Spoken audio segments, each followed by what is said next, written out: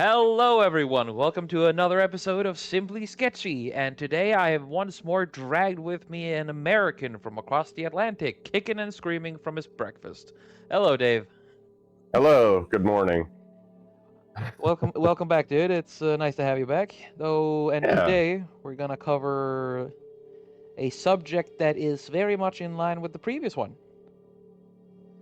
yeah, so we talked about the Fable Haven book the first time, just in like a really broad overview, I would say.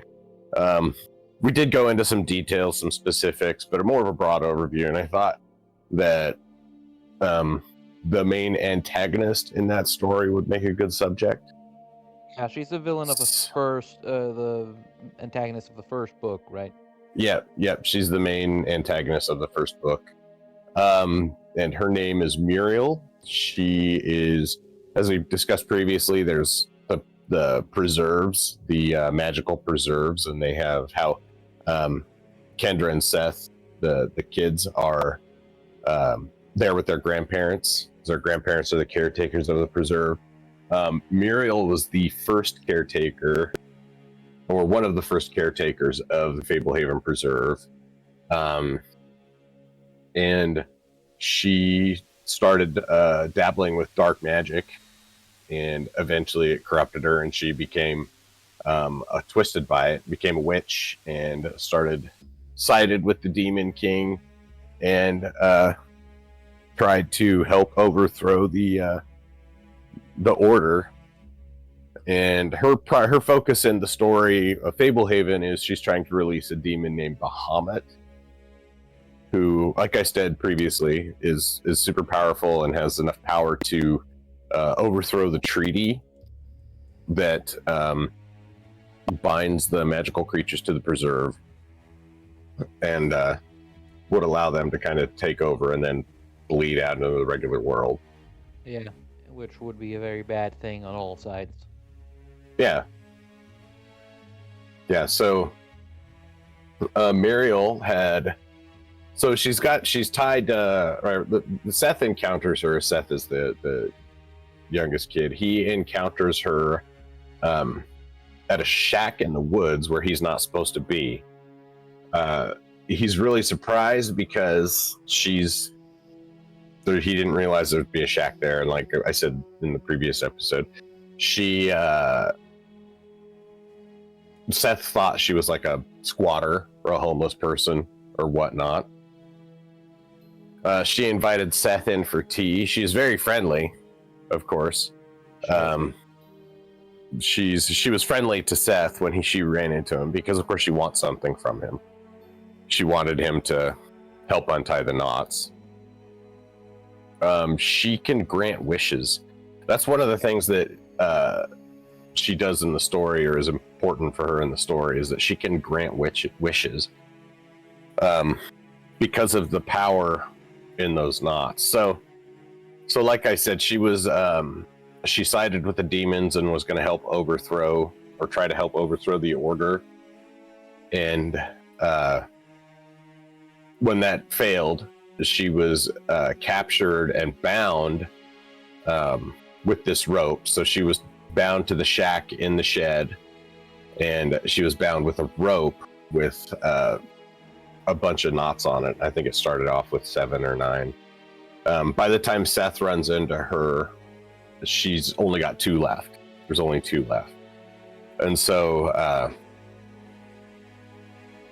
those 2 knots get consumed through the course of the story. One of which, of course, was to transform Grandma back from a chicken.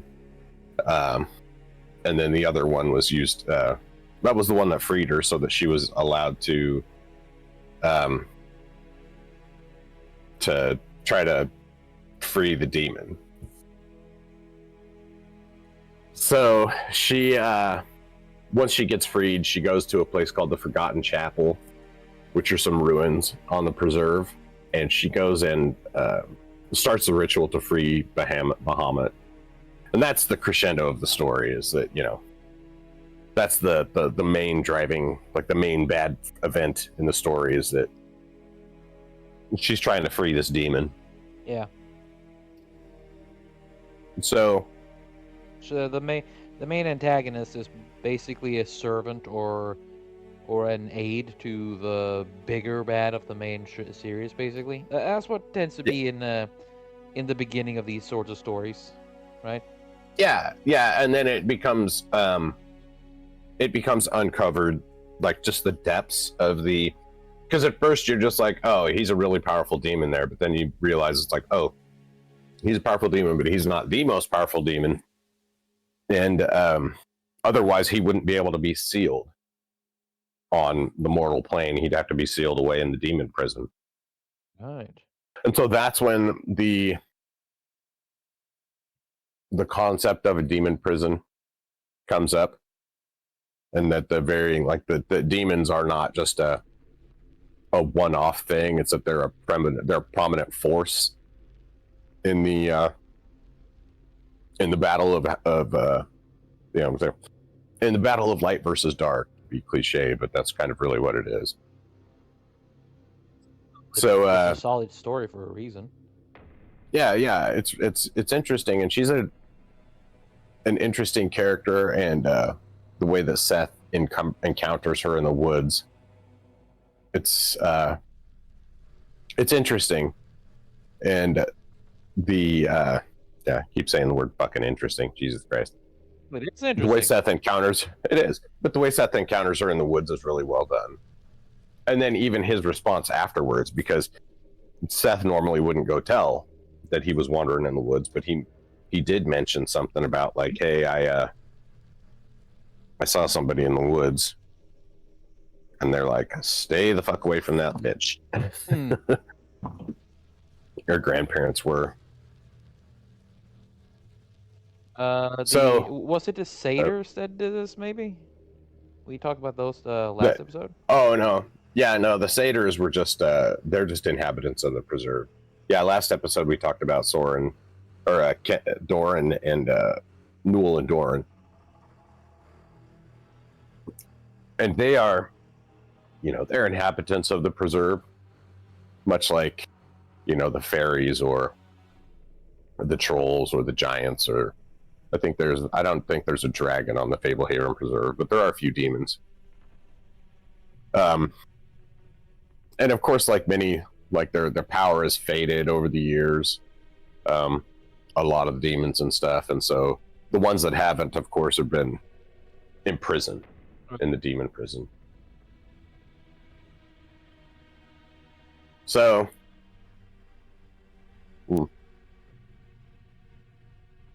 let me see. Oh yeah, and one of the interesting things about her is that one of the cooler things about her is that she has a little lumberjack puppet. Which, you don't know what a lumberjack is, it's like an old timey puppet that they used to have on a stick, and it's like a little wooden man that's bound together with hooks. Like the hooks are all little wooden segments held together with hooks, and then you shake it and it they're dances. basically It's the like joints, right? Yeah. The hooks are the joints. It's like a little marionette, Yeah. right? And used to use it to dance around. And so she has one of those, but it moves on its own. Of course, because she's a witch. And yeah, because she's a witch. And it starts out, small. He's just a small guy. But once her power gets unleashed, he becomes larger, like human size. Oh. Now, one of the things about Muriel too is that even though she's stuck in this hut, she still is actively trying to free the demon and the demon king. She's actively working to subvert the preserve. So she uses imps to carry out, like, to spy for her. And now imps are fairies that have turned bad. At some point in the story, Seth, being a kid that's fucking fascinated by these fairies that he's just found, he traps one in a jar, and and he thinks, neat, I have a fairy. So he keeps it in a jar overnight, and when he wakes up in the morning, it's turned into. So like normally the fairies look like butterflies before you have before they have their milk or whatever. And then it turned into a tarantula when he woke up. It wasn't a butterfly in the cage, it was a tarantula. And so when he drank the milk so that he could see what it was, he sees it's like a twisted, ugly fairy that doesn't have its wings. So it's an imp. So yeah, so an imprisoned, or rather a malicious fairy becomes an imp then. Yeah. So if you keep a fairy indoors overnight, they become imps. Can you turn them back? Nobody knows a way to do that. It does happen. It does happen in this story though, because we talked about the crescendo of the story last time with the big fairies, and they restored everything at the end. They actually restored all the imps too. So the fairies, and it's kind of an interesting way they did it, because with Muriel's power unleashed, she was able to empower the imps. So the imps were like full-sized monstrous things. Oh shit. And then the fairies, when they gained their power, were able to contend with them. But the way that the fairies changed the imps back was they were tackling them and kissing them. Like kissing them on the cheek or kissing them on the forehead or whatever. And the fairies' kiss restored them back to being fairies. They weren't stuck as being imps anymore. Well, yeah, that's a good way to put it, because the fairies are always dicks.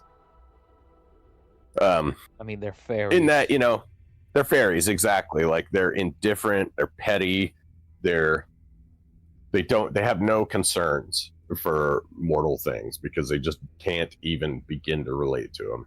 To be honest, they're pretty bad as fairies, but turning them into actively malicious beings, that is the kind of scary thing about beings that are amoral and don't care. That is when they actively start to care in the worst possible way. Right, exactly. And afterwards, and to put a finer point on that, so after Seth does that and turns that imp into a fairy, like, the fairies know, and they're fucking pissed. And so from then on, like, the fairies are always fucking with Seth, and whenever they get a chance to, they cast spells on him. And at some point, Seth gets transformed, and that's one way. I think that's one of the reasons why they used a knot to fix Seth, and then the last knot they used to free Grandma, to change Grandma back from the chicken. That's what it was. So yeah, Seth got transformed into like some weird walrus type thing. Ooh. Like, he went outside and the fairies basically attacked him and hit him with all sorts of magic and fucked him up because he was responsible for the fall of a fairy, right? And nobody, when they did it, like, nobody was like, oh god, how could they do this? They were like, yep, well, you fucked around and found out, son. Yeah, was he still sentient, or was it one of those transformations where he can't really think much? It was like, he could have been sentient, but it wouldn't have mattered because it turned him into like some walrus type thing. Yeah. So it turned him into some weird flipper animal. Jesus Christ. So don't fuck around with fairies, dude. Yeah, you don't fuck around with the fairies. But so the imps are dark creatures. And Muriel, having an affinity for the darkness, she uses the imps to spy, and find out what's going on around the preserve. Yeah, it's just and to communicate with people. Communicate with people off the preserve too. Oh. Because it subsequently becomes revealed that there's a much larger conspiracy to overthrow the preserves and free the demons. It's not just one person. And so in subsequent stories, it becomes apparent that she was working with other people, like, actively through the course of her, and trying to help orchestrate events during that, and that this conspiracy, which is called the Society of the Evening Star, because they're trying to basically free the Demon King. And it's a big overarching conspiracy that involves a lot of people, and they worked to help cause the mayhem, which eventually led to the freeing of Muriel and the near subsequent freeing of Bahamut. Yeah, because they needed Muriel in order to release Bahamut, right? Yeah, she was the one with the know-how, and also, I mean, she's a very powerful witch. So with her powers unbound, she was able to, like I said, she was able to she made Mendingo full size. Well, and then eventually she was using the magic in the ropes that bound Bahamut, because Bahamut was bound behind a series of knots in the same way as she was. Oh, so the knot is her own magic? No, they're not her magic. They're somebody. I think it was a wizard that did it. A wizard imprisoned them, and the knots are what, like, all her power is trapped in the knots. So that's why they have to undo a knot to have her grant a wish. And so while she's freeing Bahamut, she's got all these knots, and when she blows on the knots, because you don't untie the knots, you have to blow on them with intent, and then it undoes the knot, and then the magic in it is released. So it has to be someone else to do it, and she can't do it herself. She couldn't do it herself. No, she couldn't do it herself. It had to be someone else. And so she's freeing Bahamut in the same way. And every time she does, she blows on one of the knots and releases magic. She'll make a bunch of the imps, like empower the imps basically every time. Yeah. She uses the magic trapped in the knot to empower the imps. But sorry for interrupting. I'm just really curious. No.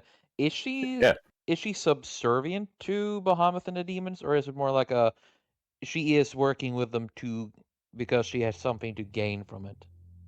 Yes, it's that.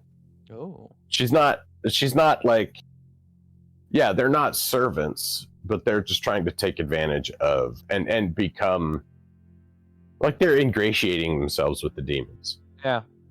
You know? Like a certain bunch of people we all know about. Yeah. Well, and it could be one of those things, you know, because it's not clarified in the book, but it could be, and it's very likely or possible that it's one of those things where the society itself, and actually it is revealed, the society itself is influenced by some malicious entities, but it could be thought the whole thing is orchestrated by a demon. Yeah. They started it, and a bunch of people see the power, and it's like, okay, I like this. I'm in. Yeah, well, it's like they've inculcated humans into thinking, like, hey, this is really, if we overthrow this order, then we have a lot to gain. Yeah. And she basically just got taken over by her own greed and lust for power. Yeah, she was corrupted by dark magic. She's and she's kind of the I would say she in the first story, obviously she's the representative of good versus bad, but one of the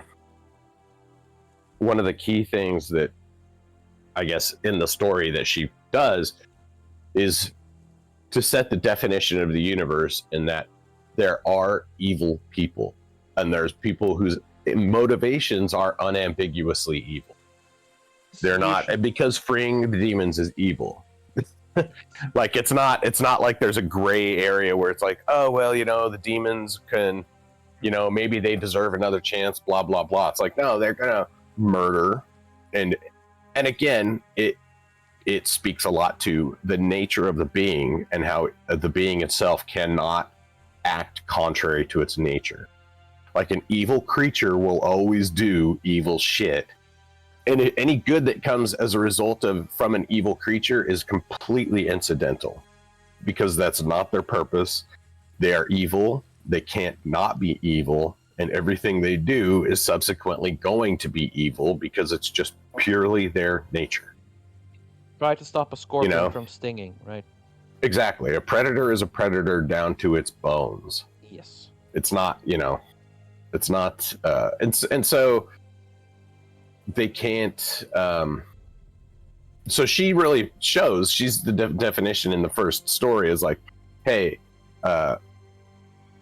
yeah, there's danger. There's real danger in this universe, and there's real evil in this universe. Um, it's not like a gray area, and it's not like kid gloves. It's like there's serious people are getting fucking killed and people are getting hurt. So it raises the stakes of the story, and especially when you're a kid, right? Like that clear delineation of evil versus good, without having to worry about all the gray area and all the horse shit that gets pushed into, you know, without all the evil apologetics that's so prominent in culture today. Especially with all they try to make Maleficent and the Wicked Witch of the West into like, oh, Yeah. they're misunderstood. They are okay because they were abused. Like, no, they're doing evil shit, and nothing that precedes that excuses what follows it. Exactly. Like that's we'll get into a deeper discussion here about how that is really a lot of the problem with society, is that they just don't want to fucking because admitting and accepting something like that means you have to deal with it on its terms and not yours. Yeah. And they're just afraid to deal with shit on anybody's terms but their own. It's true. So, True. But then again, evil people are unable to move aside from their own terms. It is their terms or nothing else. It is, I mean, just look out the world.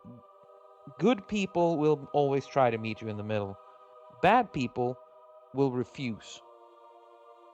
Well, and another single good time. part. Let's say another good part of this story is it shows that it shows that the lengths that evil will go to get its means, but it also shows that evil can really only act within the bounds of evil, and that to fight that, to fight the evil, you have to work outside of their plot. Basically, like you work within it, but you have to be above it in a way. You don't be a part of it. Don't be a part of their plot. It's really what it comes down to. Don't be a puppet or a tool. Yeah.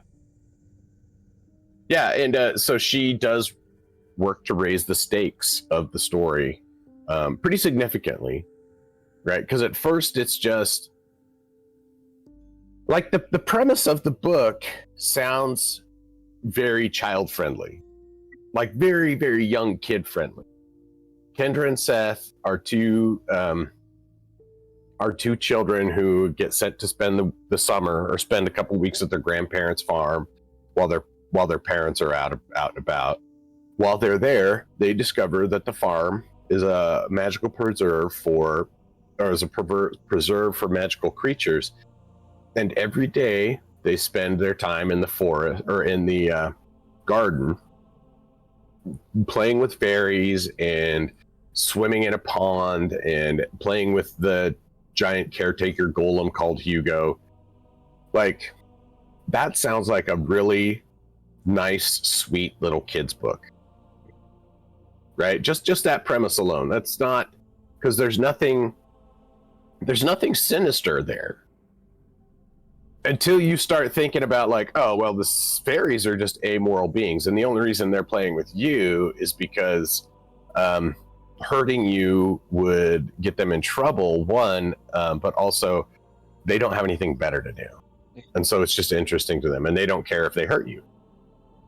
And then also then you encounter, so at first in the story you think, oh well, the evil is just the bad stuff in the woods, like there's wolves or werewolves or trolls or imps or whatever in the woods, and that's really where the danger comes from, until Seth runs into her, and then it becomes like she ratchets up the creepiness or the sinisterness in the story. And by that I mean you're just no longer dealing with an abstract fairy creature. You're not dealing with just an abstract, like, oh, well, this is an imaginary fairy creature. Then it's like, oh, now you're dealing with a human being who probably does not have, or who obviously does not have good intentions. So She also brings a bit of a human look on the situation, right? oh yeah. So she totally does, because she's out of place in the forest, right? It is that uncanny valley in a way. It's like, hey, what the fuck are you doing here? Like, it's like if you saw a kid walking the streets in the middle of the night in a bad neighborhood. Yeah. You're like, that, and like nobody's paying attention to, like, that is weird. Yeah. Because that means that this is normal to some people, right? And that level of the normalcy of that is beyond what I'm willing to accept as normal, right? And people who accept stuff like that as normal live a different life than. But so she's got it's that kind of uncanny valley thing where you meet, like, oh shit, and then you find out, oh, there really is like a dark, sinister history to the preserve, and that this world isn't just like a cutesy, like, oh, grandma and grandpa taking care of fairies and milking a giant cow. It's like, no, they're actively keeping the forces of evil at bay. Yeah. They're actively doing what they do to try to keep the forces of literal evil at bay. Yeah, because doing good is a constant. Mm-hmm. You constantly have to work on doing good, and that's what makes them good people. Right. Well, and because evil is like, evil lies in the indifference of, right? When good men do nothing, evil flourishes. Yes. And so it does require people to actively work against it, to actively try to subvert that evil order. Like, you have to do that. And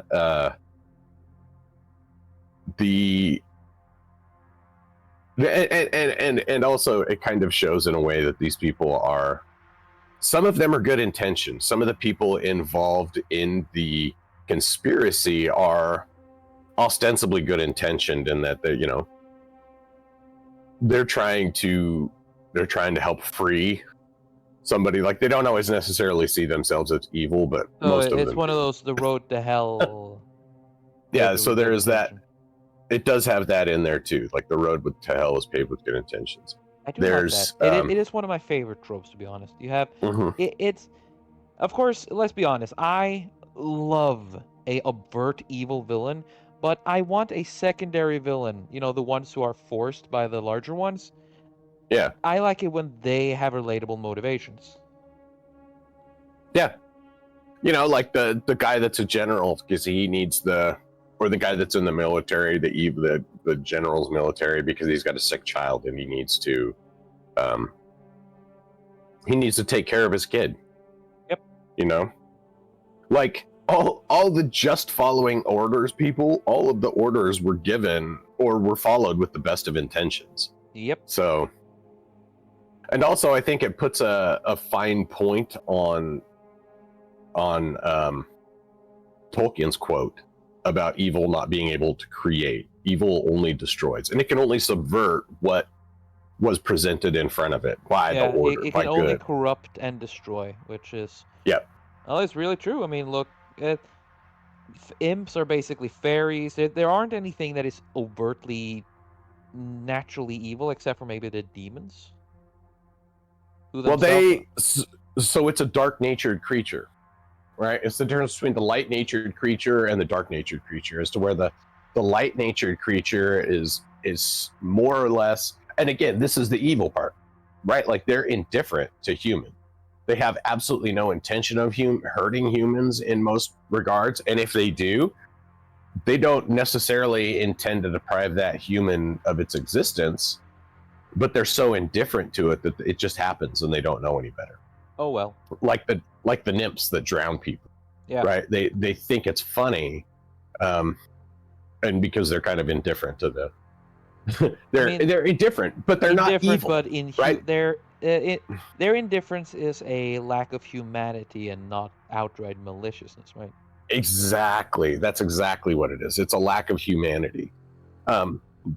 Because, like, when a dog bites somebody, people are like, "Oh, why would he do that? Because he's a fucking dog." Right? Like, Yep. like when that pit bull attacked my cat, like, I don't necessarily blame the dog, because it's the dog's nature to do that.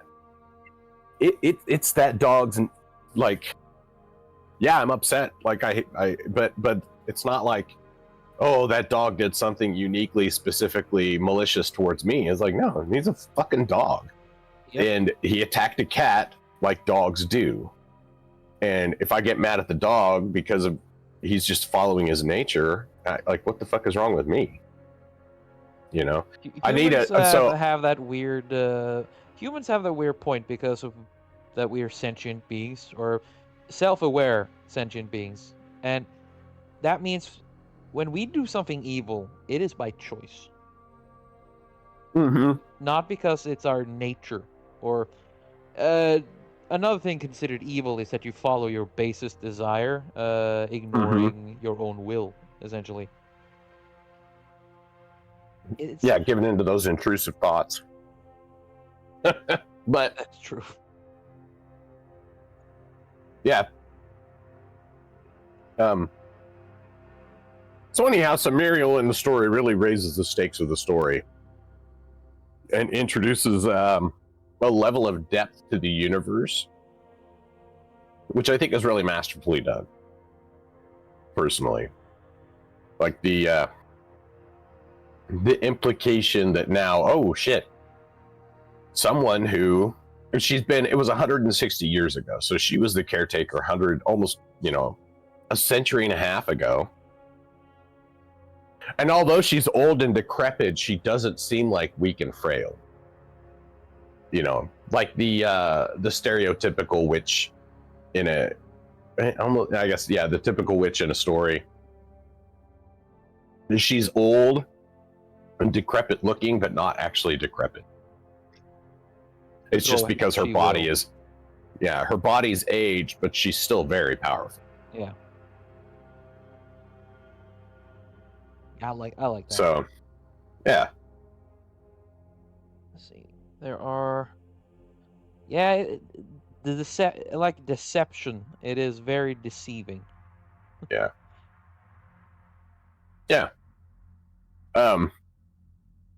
It is, and her appearance, because she does seem like so weird and harmless in the woods, like running across a homeless person in the woods. That would be off-putting for anybody, anywhere, no matter where you are. Yep.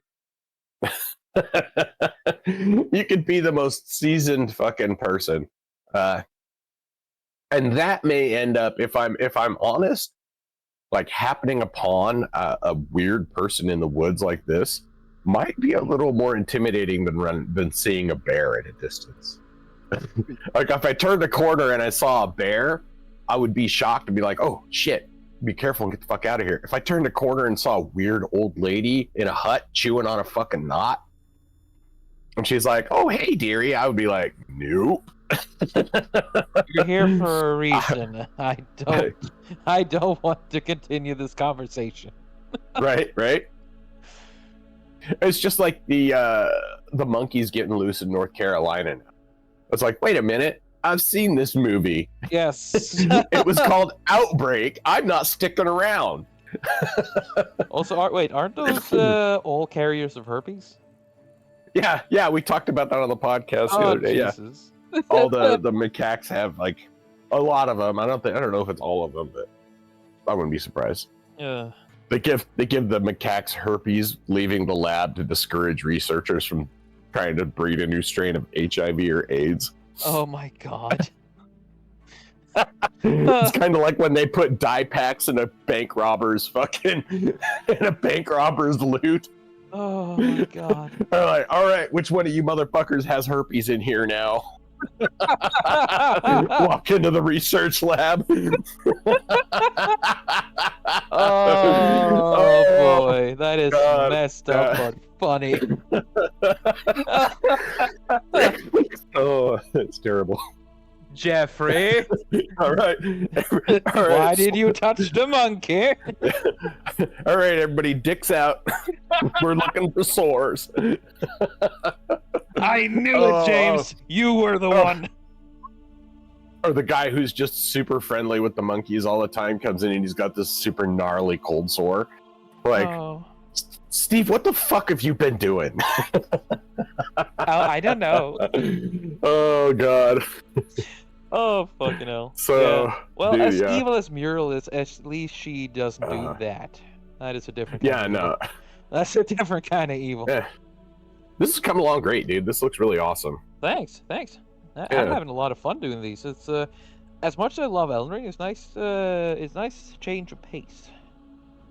So I was thinking about that yesterday, and because I thought you did such a great job with Doran, and it was like on the fly too. Like you have no previous, like other than what I've talked to you about with this, you don't have any experience with this story, and so I think that it's challenging you a little bit, and I think it's actually bringing out some, it's like pushing you a little bit, and I think that's a good thing. I mean, So because you're doing great work. So. I'm trying to practice for everything, of course. Right. Some people I speak to when I show them the images and they see the mistakes I've made. The thing is with these, I don't go back and change these. Like I would, if I make a regular image and there's a mistake, I will go back and correct it. Here, I won't. I will make them and let them be as they are, for posterity's sake. Because I don't want to change some. Everyone is just. The only time a change can be made is while I make it. Mistakes and all. So. Yeah. That's why I kind of want the challenge. Then I take feedback I get from afterwards and try to use it for something different. It will. It'll improve your skills as an artist. I hope so. So yeah. But yeah, it's. I mean, it's probably it's a lot easier to draw what you know too. Exactly, and drawing. And to be honest, though, witches are very common in Norwegian or generally just European folklore. But her face is kind of like how we do trolls in Norway. Yeah. So she's kind of with the long nose and all that shit. Yeah, and another word, like Norway has two words for witch. One is hex, H-E-K. I need to fuck. Now I need to try and spell on my this is not going well. Woohoo! Doing spellings with trim. Da da da da. Let's see. So this, I guess that it's hex. There you go. Yeah, hex. So then, that makes me that's this. I guess this brings me to something I was curious about. Yeah.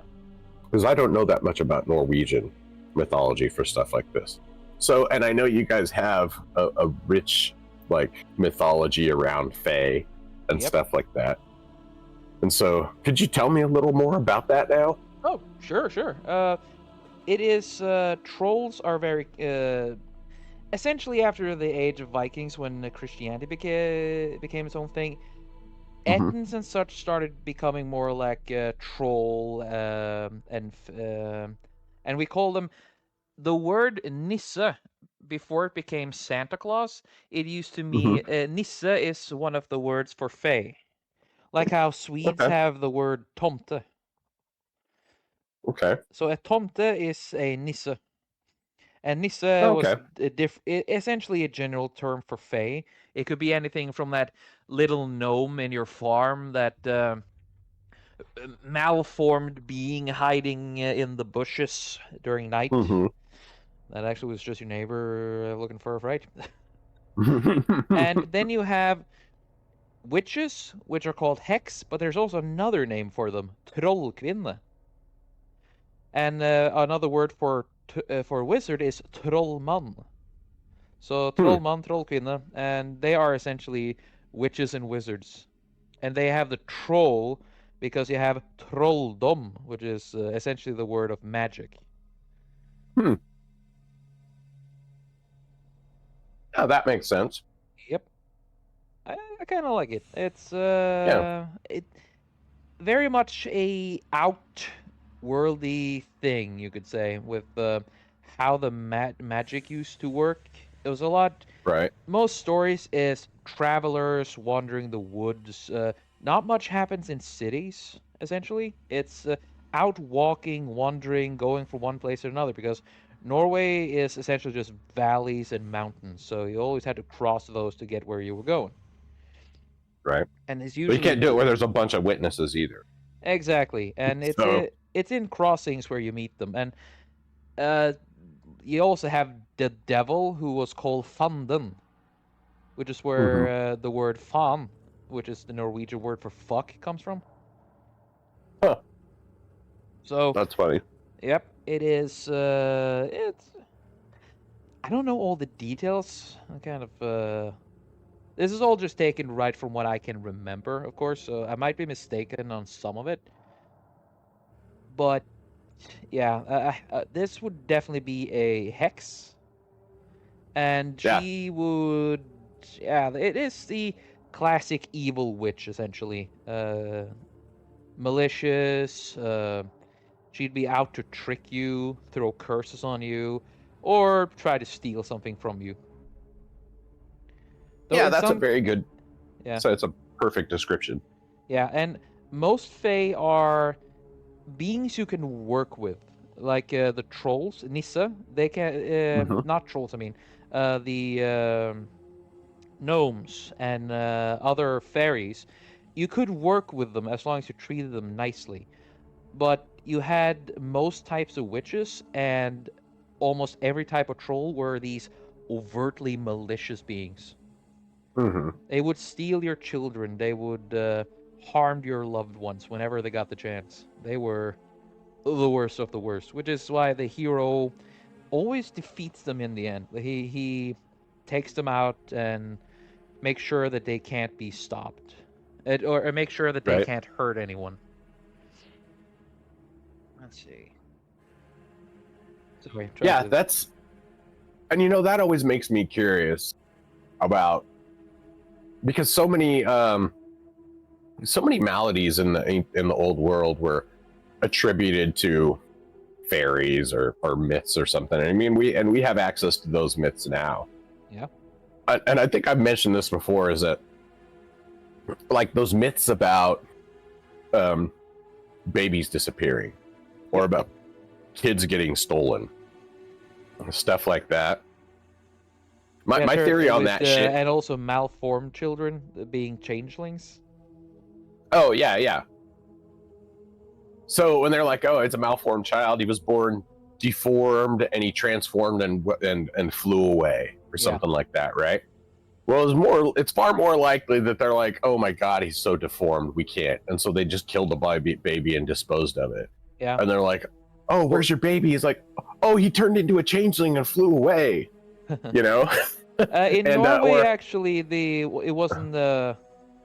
It is you see the child. The myth was that if your child was horrifically deformed, it means that a troll mother had snuck into your house during night and stolen your baby yeah, and replaced it with a changeling, like their own children.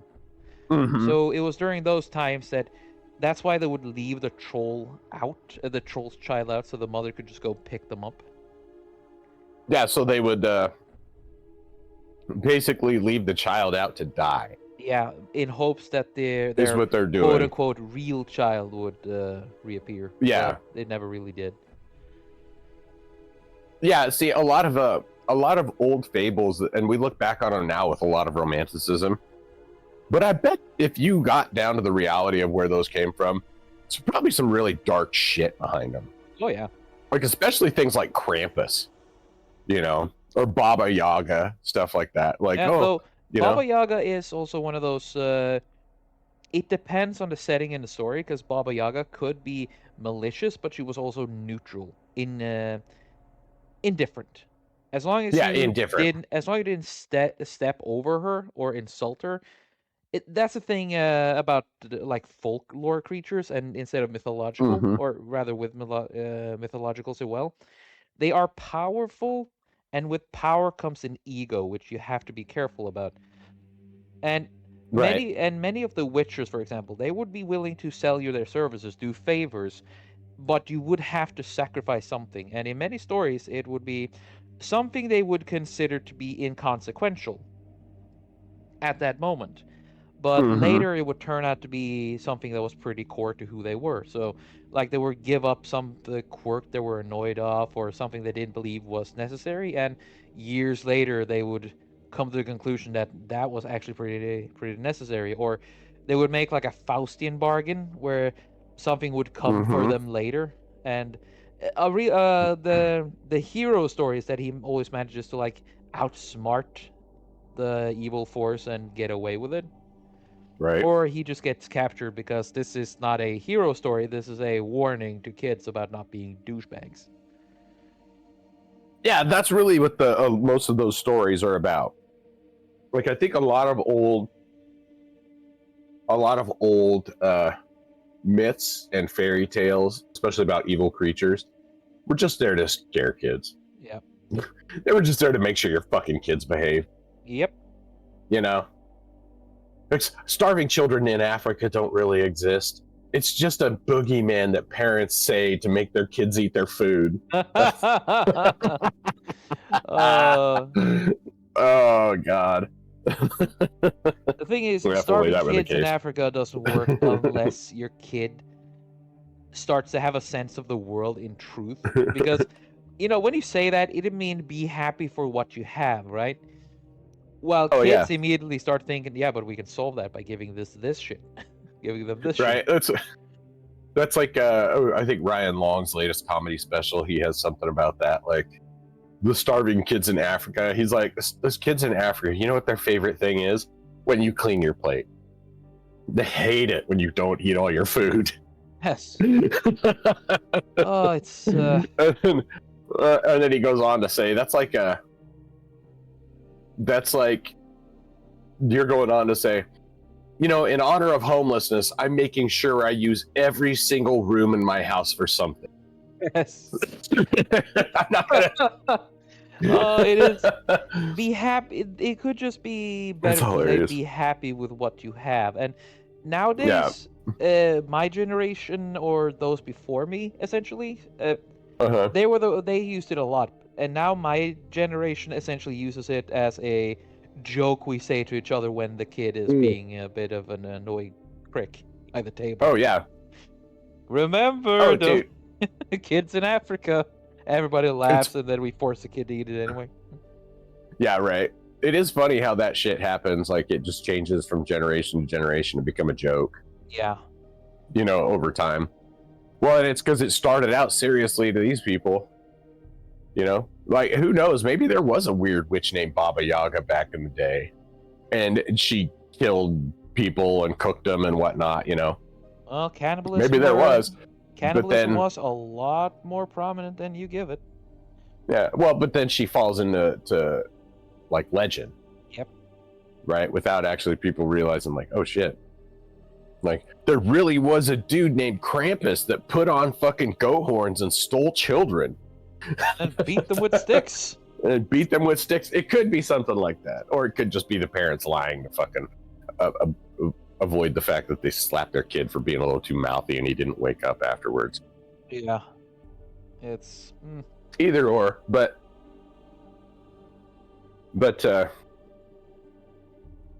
yeah, that's we're a little off the rails from the story here, but I was curious to hear about more Norwegian style mythology.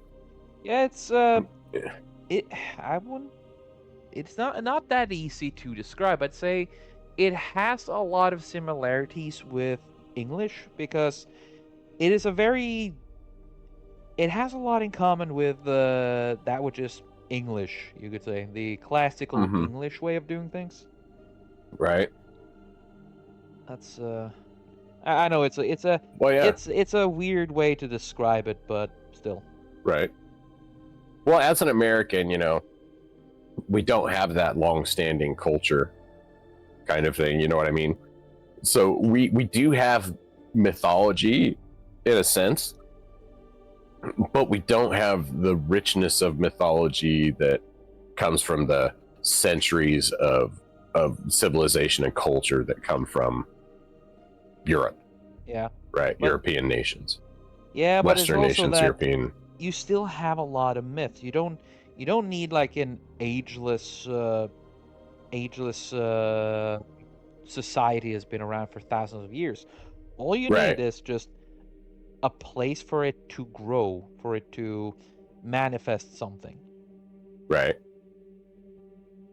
That's all you truly need. Yeah.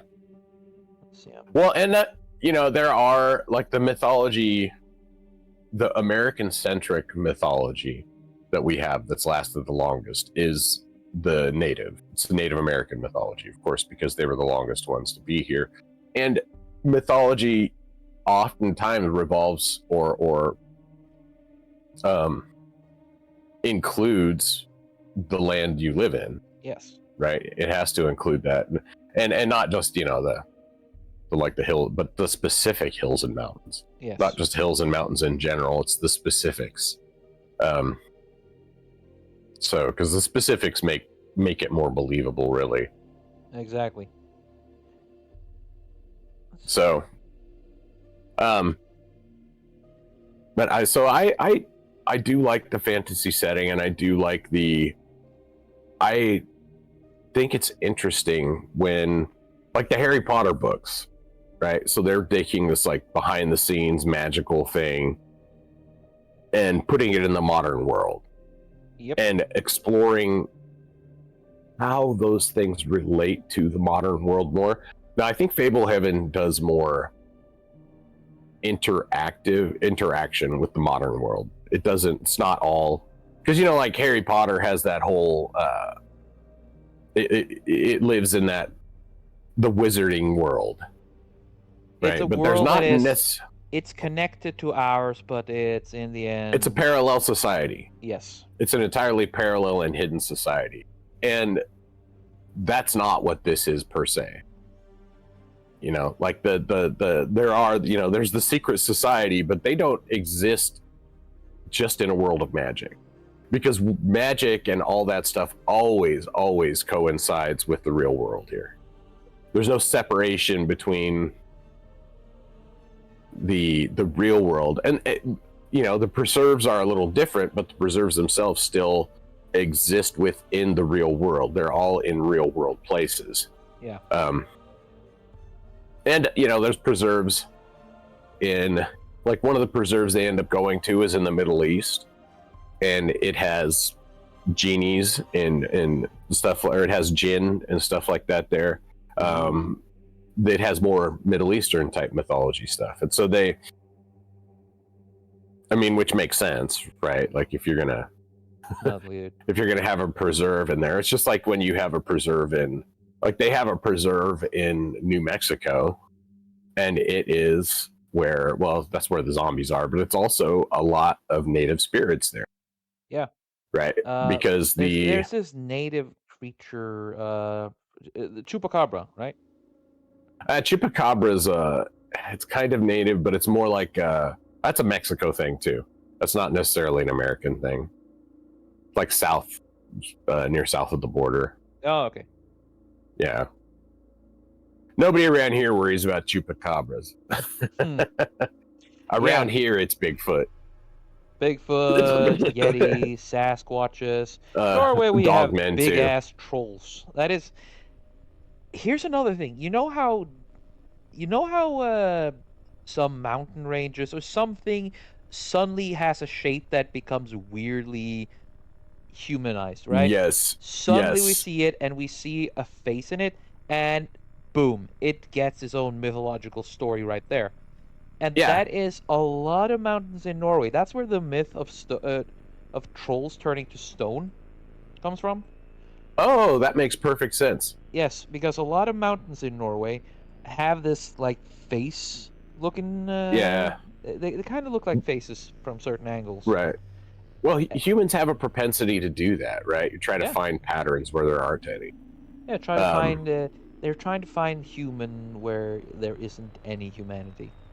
I'm pretty sure even if we find even if we find literal inhuman monsters, we'll still try to find humanity in it. Yeah, yeah, for sure. And in a way, I guess that does kind of speak towards their trying to humanize the fucking bad guys, Yep. but it's really short-sighted. It's a really bad idea. Well, and I think it's another one of those things where you're trying to say that the only reason they're bad is because of external factors. Yeah. Right? You're removing the agency of that individual to make the correct choice in the end and not do the evil thing. Instead, they're externalizing it, especially in especially in terms of the new Disney paradigm for that shit. And Wicked is another one. Like, they're trying to make it seem like, oh, well, she's only that way because she was bullied. Yeah. Like, they're only robbing the store to feed their family. They're only stealing those Nikes to feed their family. Kinda, it's that kind of fucking mentality. Yeah. Or that I don't know what to call that thing, but that idiot who was like, oh no, someone stole my bike. Well, at least I'm happy they're having fun with it. Oh, yeah, the Shen Comics guy. Disappointing. The overall happiness in the world went up. Like, no, it didn't.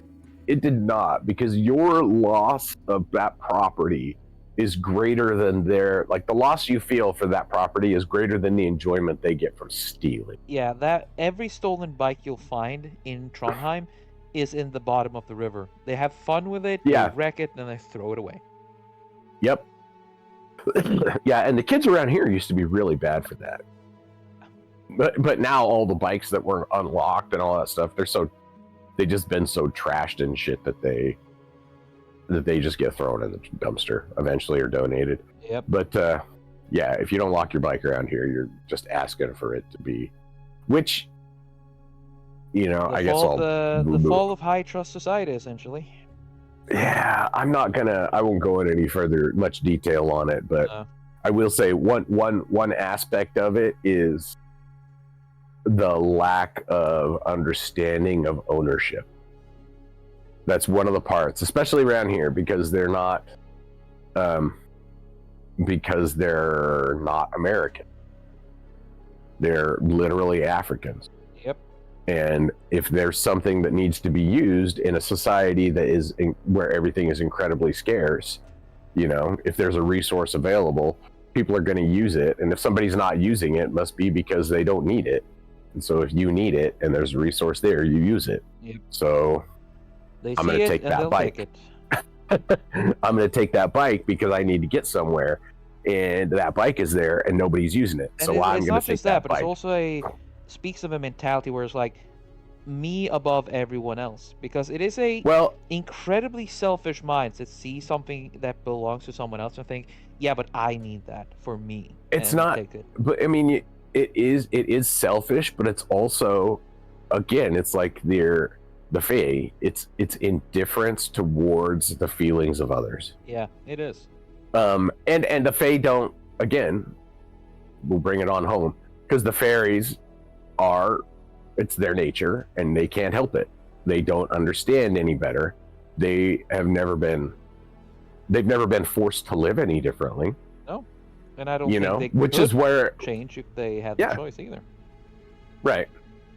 Well, I mean, if the fairies didn't have the garden and all the stuff to live in Fable Haven, they didn't have the nice sanctuary, they would become more feral. And not like evil, but they would become more like wary. They would totally avoid humans.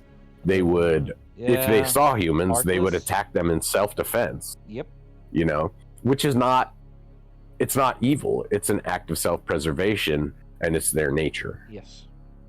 So, let's see. Hopefully so the fact that the fairies, and again, in this universe, the fairies aren't dark. They're not evil. They're not creatures of evil.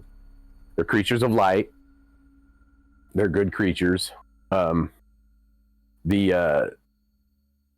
fairies are in league with the unicorns. So the fairies are all girls. The little fairies are all female. All right. Yeah, and so there's not like little dude fairies; they're all little girl fairies Well, we know floating what dude around. fairies are anyway, so. Well, because in that universe, the boy fairies are like unicorns. Wait. Yeah, unicorn, and I don't mean like in the rare. I mean like literally unicorns. Yeah, I'm meaning like Not I yeah, expected that. yeah, not like the dumb modern version. No, like literal unicorns in the universe. So one-horned horses. Yeah, yeah, All right. but they don't come up until later in the story. Yeah. Um, actually, I think they might come up in the next book. Honestly, after the first one. That's the one with the undead king. No, the next one is called the Rise of the Shadow or the Curse of the Shadow Plague. Yeah, that's it.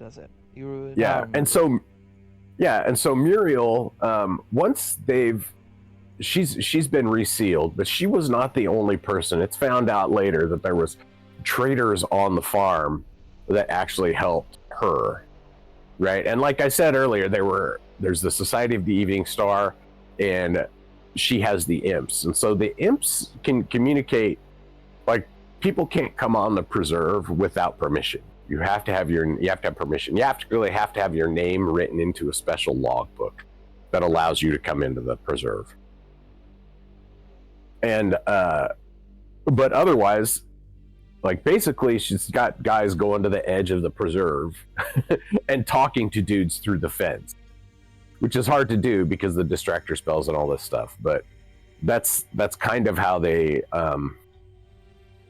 but then also there's some creatures that can come and go that are not bound by the treaty. They're not many of them, and they're not powerful, but there's some creatures that can come and go. And so they help carry news of a conspiracy and whatnot.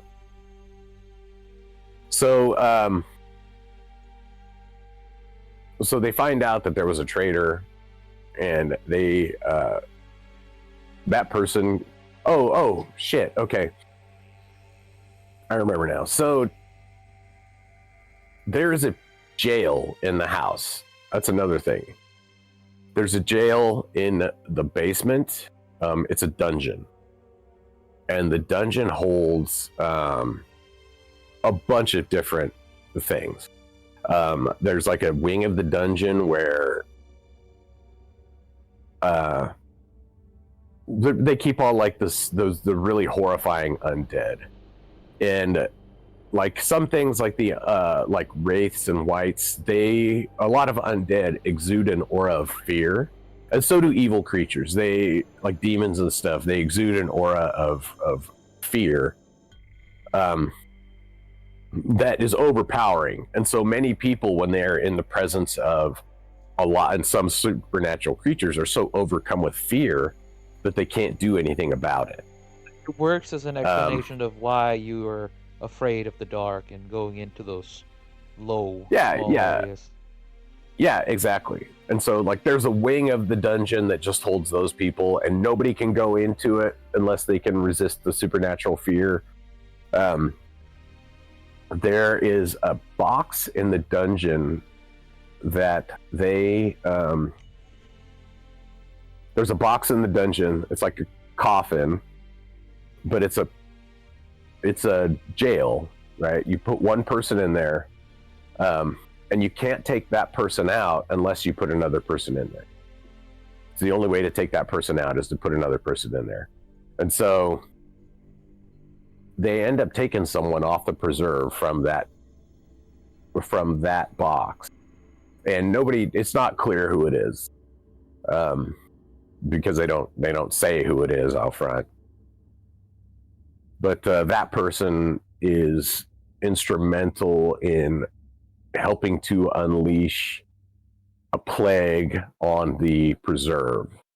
After the Shadow Plague, and that's after the events with Muriel, and after Muriel's been sealed away. So Muriel was Plan A, and the Shadow Plague was essentially Plan B. Yeah. Okay. And then there gets to be a Plan C and their Plan D and everything like that, right? I mean, good villains have many plans. As is standard. I'm in a wondering, story. Muriel's point in the story, after she gets defeated and locked back, is she ever relevant again, or how does her existence in the story keep on? She does not. They keep her. So she's a historical figure in the story, Yeah, she's in that because mentioned a she lot, was but one of the first. she never really appears much. Yeah, she doesn't. Her prominence. She doesn't actually become prominent again. Because I think freeing her would be, or the freeing of her would free Bahamut. It would be a catastrophic event. Yeah, a lesson learned But the hard way, basically. and I'll be 100% honest. I could be misremembering that as well. But she, or she, like because she is the primary revelation. She is the igniting factor of the she's the one who highlights and shows that there's a conspiracy and that this story is much bigger than just the kids in one preserve. And she's the ignition on that one. So, which is, which is cool. Like it is another story which I'm pretty fond of. It's called Skullduggery Pleasant. It is an Irish magic detective story. Yeah. And it essentially is about this skeleton dude fighting and uncovering conspiracies, fighting essentially the generals of a old evil force, trying to bring evil gods to the world. And it's kind of the same that every general that is met in each story, every like villain, usually works to break out its master, or it's a destabilizing factor, but it builds up more. And for every encountered villain, more is learned and uncovered by said conspiracies. Right. Well, and that's kind of the interesting thing with a lot of these stories too, is that evil always acts in concert. Yep. The evil acts with a deliberate purpose, and it really takes a concerted effort from good to subvert the evil. Yep. But then more often than not, like the evil plans are not. Well, so it's kind of evil is consolidated kind of like where good is atomized. Pretty much. There's evil is one hegemonist thing.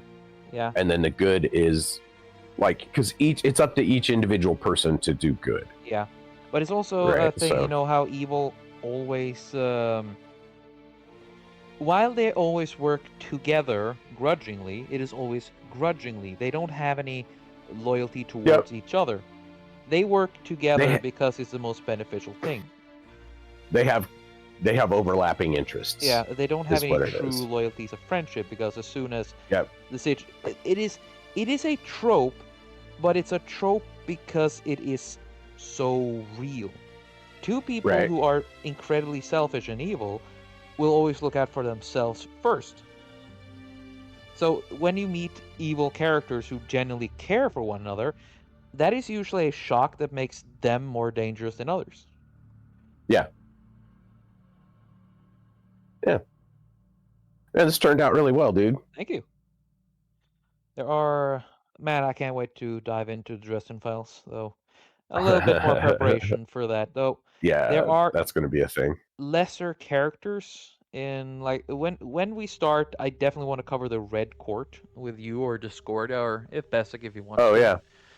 And in the Red Court, there is a pair of characters. They aren't large; they're only in one book, but they are one of the main reasons for why I adore the Red Court of Vampires. But that is for later. Yeah. Yeah, I like this. She is this is essentially one of the more basic, more straightforward hags, but it also why they are so fucking dangerous too. Yeah. Yeah, exactly. I mean, it's a trope for a reason, right? Like it's Exactly. because you expect old ladies like that to be fragile, Yes. and when they're not, it is that uncanny valley. It's like, what the fuck? Yep. You know, it's confusing. It confuses your brain. It does. Let's see, I'm making the background a Ooh. bit more gray. Again, I'm pretty much now just effing around to find out in a positive way. Let's see. What do you think? Does the background stand out more than her, or what? No, I think it's good. Yeah, If you were gonna do anything to it, I would you lighten her a little bit or lighten darken her. the back. Right, lighten her just a hair. I think Yeah, so like this, maybe. Uh, maybe a bit. maybe not. Yeah, that might be a little too. Maybe if See. what if I just add a little bit more dark? Because then she gets sort of similar to the background Yeah, too, yeah, like this. yeah. No, that looks great, dude. Yeah. All Yeah. right, I think I'll settle for that then.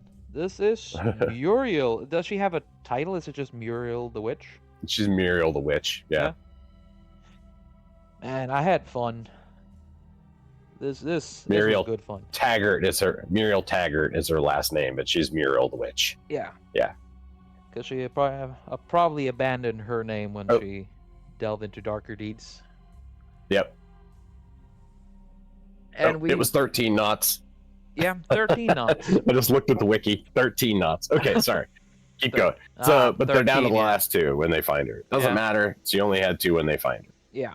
So well, she only has 2 knots here, unless we count the one that's around her leg. But if not, she has 3 knots. That's a tangle. That doesn't count. Yeah, I can live with that. 2 knots. Let's go. Yeah. So this is awesome, Muriel man. Taggert, the witch. Again, fantastic. Dude, thank you very much again for joining me on this one. I had a lot of fun with this. Yeah. From the Fable Haven series of books by Brandon Mull. Yes. Just to put that out there somewhere. Fable Haven. Yes. And yeah, honestly, dude, this is as much as I love Elden Ring, I kind of love doing these book things as well, dude. They are cool. This is primarily why I want to do Simply Sketchy. Like, we covered Pinhead. Robert did that beast from the Brotherhood of the Wolf, right? Oh yeah, that was dope. That was fucking rad. Let's see, but yeah, it gives me the opportunity to see what I can do within a certain time limit, and kind of happy. And speaking of time limit, we actually managed to do pretty well. It's 1 hour and 15 minutes. Yeah, buck 13. Yeah, damn. Well, getting better. Also, I'm cheating because I'm using black and white, but then again, I just like black and white. Hey, you gotta start. Exactly. That's what everything's black and white underneath. Yes, everything is black and white. All drawings are black and white underneath. Very true. So everything is just a shade of black and white. So, Dave, where can they find you on the grand open space of the internet? My channel is Total Blackout Painting here on YouTube. I do spray painting and stencil work, and maybe some other stuff potentially in the future. And you can find me on Twitter on @Reverend Dave with a REVERAND Dave.